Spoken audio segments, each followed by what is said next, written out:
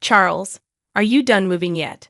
My father-in-law grumbles, not bothering to look at me but clearly directing his question at me. He always talks like he's the only one that matters. I've put up with it until now, but I can't anymore. I stop wiping the table and give Charles a hard stare, even though he's not looking at me. I'll be out today, I reply. Charles smirks, satisfied. You've just been a leech in garbage. I'll feel so much better when you're gone.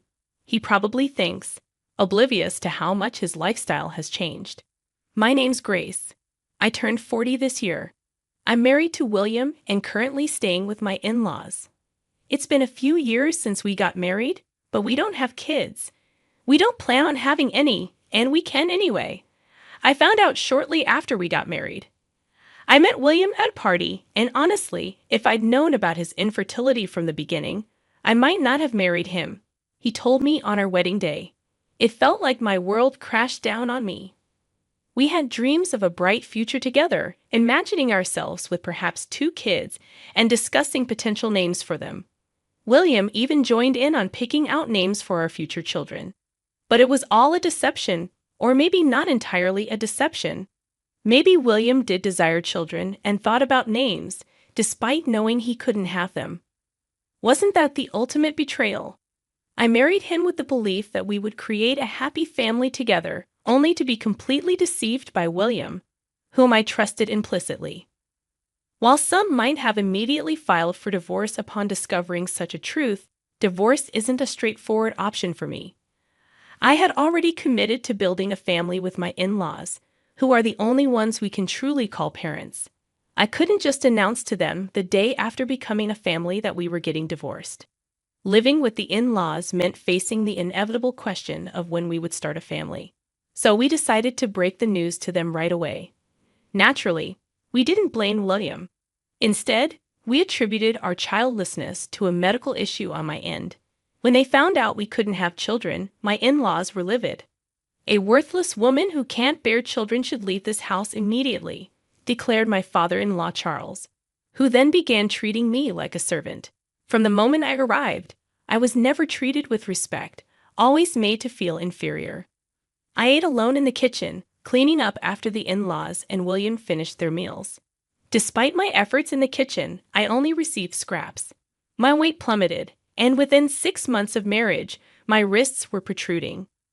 Previously, it was my mother-in-law Madison who bore the brunt of Charles' anger. But once I joined the family, his focus shifted to me. William noticed Madison's newfound relief. "Mom seems happier lately," he remarked, attributing it to her no longer being the target. Although she never smiled around Charles, I noticed her smiling more when talking to William. Charles's tyranny extended beyond verbal abuse. Once he learned we couldn't have children, he ordered me to work tirelessly from dawn to dusk. "Since you're not fulfilling your role as a woman, at least be useful around the house," he demanded. I had always intended to work after marriage and was eager to leave the house as soon as possible. Balancing chores, work, and arriving home before everyone else was challenging, but having a job with flexible hours helped. However, even when I returned early and completed chores, I never ate with the family or received praise for my cooking. Charles, in particular, often discarded my food without tasting it, deeming it unworthy. Neither William nor Madison ever objected or offered any support. Despite my protests from the kitchen, meal times were usually silent affairs. I couldn't help but wonder if they truly enjoyed eating in such silence. But I can only observe them silently. I had no other option but to get along with my in-laws. I pretended to be friendly and played the role of a devoted wife. I couldn't pinpoint the purpose of it all, but as someone without parents, divorce seemed like an unbearable burden. Then Charles demanded that I hand over all my earnings for the household expenses. I had intended to contribute a portion of my salary, but Charles insisted on all of it, which seemed like an unreasonable demand. What's the point of working if I have no control over my own money? But speaking up was not allowed. Charles's decisions were final, and challenging him wouldn't change anything. It was easier to comply, keeping Charles in a good mood and avoiding the sorrowful looks from Madison and William. Ultimately, the main source of trouble in this marriage was Charles. Madison and William were not as much of a problem. It was Charles who oppressed and tormented me. It appeared that Madison used to handle the household finances, but it became my responsibility after marriage. Charles, isn't this too much for Grace? Madison dared to question. Shut up, Charles dismissed me in his eyes. Madison and I were treated similarly. As women, our opinions were deemed worthless and not welcomed. I took over the household budget from Madison. When I first saw it, I was shocked, but after several years, I grew accustomed to it. Perhaps because there was another source of income. Charles started spending more extravagantly than before. It's for work, he claimed, increasing his nights out. And the three of them, excluding me, began taking trips during long weekends. They never used to act like this, but suddenly everything changed.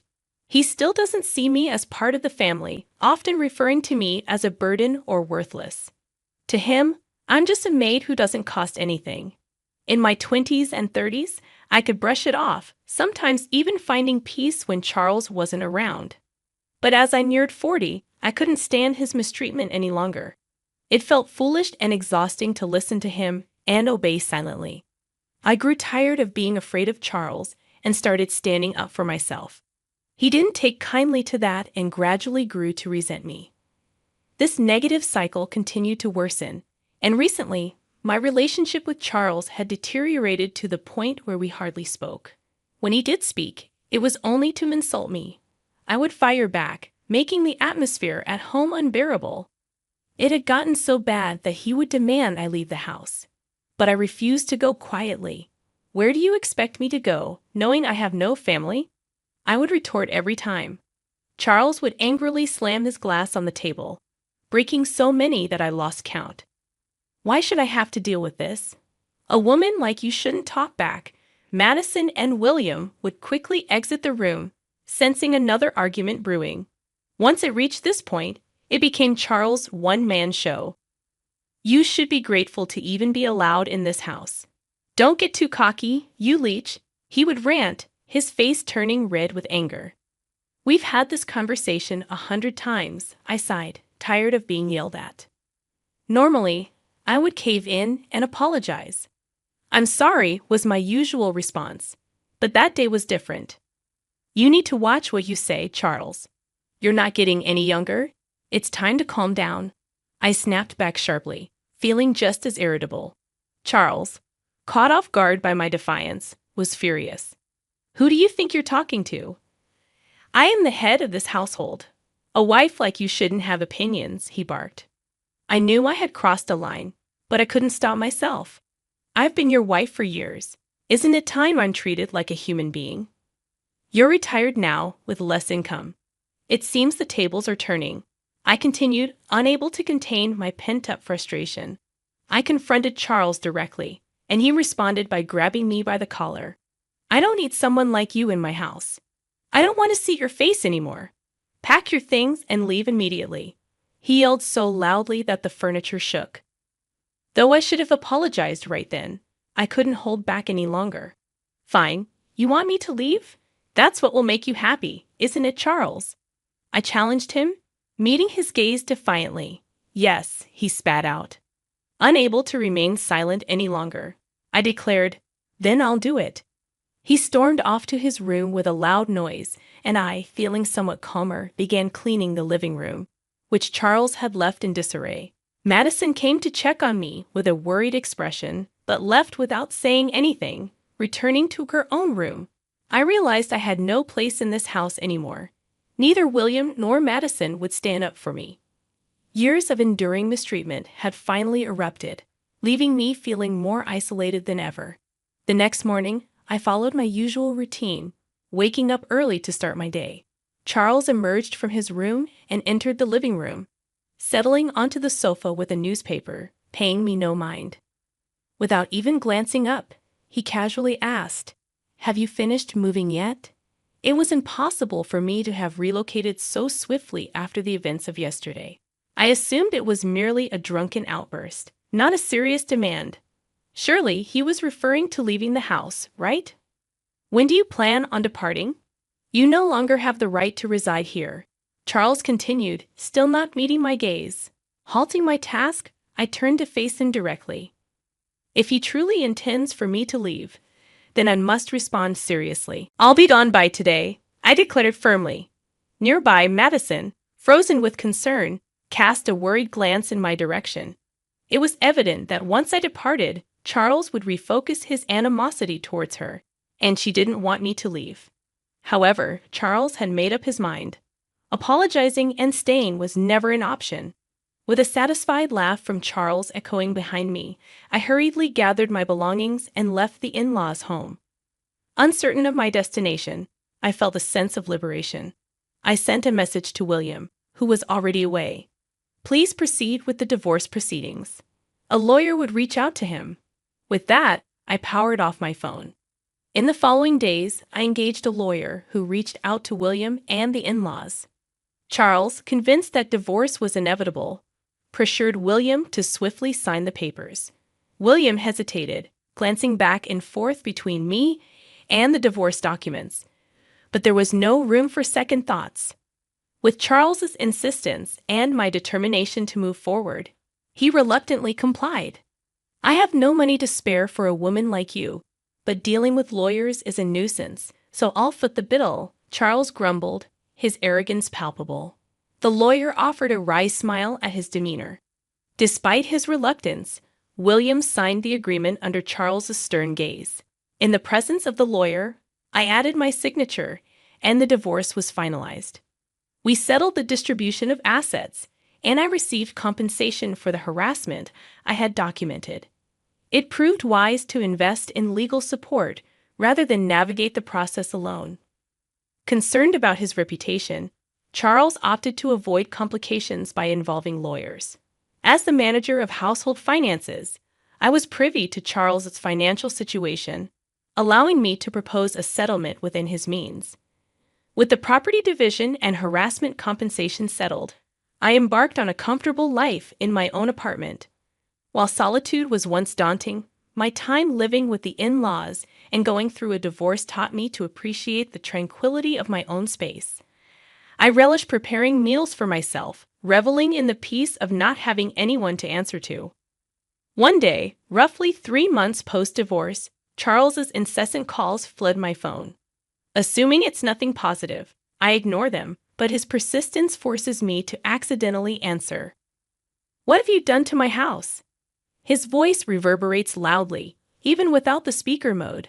Instinctively, I pull the phone away from my ear.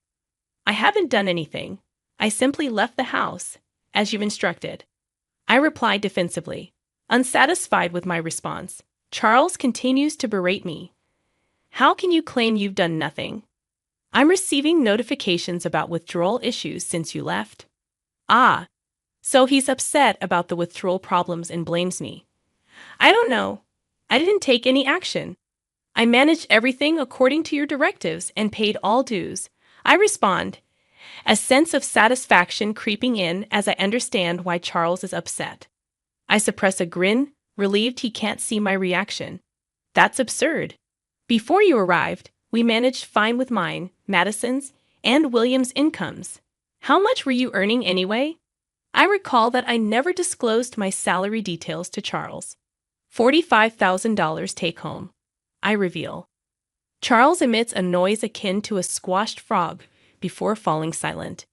In reality, my job in sales at an investment trust firm primarily consisted of commission-based earnings, contingent on the returns I generated for investors. However, much of it vanished due to Charles' extravagant spending. Nonetheless, I had wisely invested my inheritance, generating some additional income. It wasn't a substantial amount, but it helped cover living expenses. I relied on this income to purchase necessities, although during the property distribution, only William's savings were considered. This was because only assets acquired during our marriage were subject to distribution, excluding the inheritance from my parents and its earnings. Since I utilized all earnings for household expenses throughout the marriage, I had no savings accumulated over the years. The Charles family spent money lavishly, unaware that I was compensating for it. You claim you managed before marriage, but was it on par with our current standard of living? I questioned. Charles's frustration finally boiled over. Don't jest. You should continue contributing to our household expenses. You're the one who caused this mess. So you must take responsibility, he retorted angrily. I couldn't help but chuckle at his absurd statement. I could envision Charles's face reddening as he raised his voice. What's the matter? What are you implying? You were the one who insisted I leave, remember? I simply followed your directive. Why should I, no longer a part of the family, continue providing financial support? I replied, half amused, before hearing a loud crash from the other end. Charles must have thrown another fit. The realization that I no longer had to clean up after him almost made me wish for more destruction. Moreover, we're strangers now, not family, not anything. Please refrain from assuming familial obligations. Manage your own finances. I left you with enough to sustain yourself, didn't I? With that, I bid him farewell and disconnected the call. I anticipated more calls from Charles, but none came. I thought perhaps he was feeling remorseful, but it seemed that wasn't the case. Instead, it appeared he was too ashamed to admit he couldn't meet the payments. He resorted to pressuring William and Madison to borrow money from financial institutions to cover their expenses. While payments were made, it only led to accumulating debt. Refusing to adjust their lifestyle, they continued living beyond their means. Continuing like this will only lead to more debt. You need to make changes, I warned, but they persisted, unable to meet their financial obligations and sinking further into debt each month. William reached out to me, foolishly considering reconciliation and even suggesting severing ties with his father to reunite. How could he propose such a thing now, after failing to defend me against Charles's mistreatment? Despite my decision to stand by William, knowing we couldn't have children, he never protected me. His suffocation under Charles' influence is no longer my concern.